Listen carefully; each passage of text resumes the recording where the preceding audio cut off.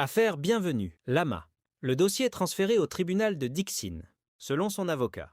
La Cour suprême a rendu une décision ce jeudi, 16 janvier 2025, dans l'affaire concernant le colonel Bienvenu Lama, qui est maintenu en détention depuis plus d'une année. Cependant, son avocat précise que cette décision concerne le volet du fond du dossier, qui relève désormais du doyen des juges d'instruction.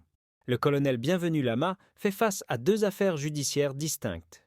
La première, à la Cour suprême, porte sur la question du référé-liberté en raison du fait que le mandat qui le maintient en détention est caduc. La seconde, dont la décision a été rendue hier, traite du fond de l'affaire, actuellement sous l'instruction du doyen des juges à Conakry.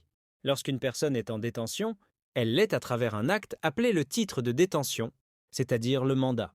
La loi prévoit un renouvellement périodique et dans les affaires criminelles, ce renouvellement doit se faire tous les 6 mois. Or, la loi est claire, si ce renouvellement n'est pas effectué, la personne concernée doit normalement être mise en liberté.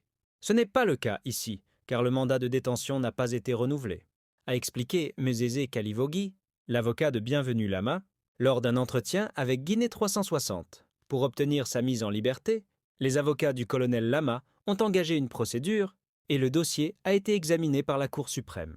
Toutefois, le volet relatif au fond a été transféré au doyen des juges pour instruction.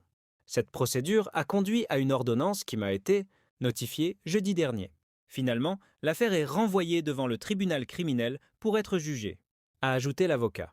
Les avocats du colonel Bienvenu Lama attendent désormais la programmation de l'audience au tribunal de première instance de Dixine pour la suite des événements.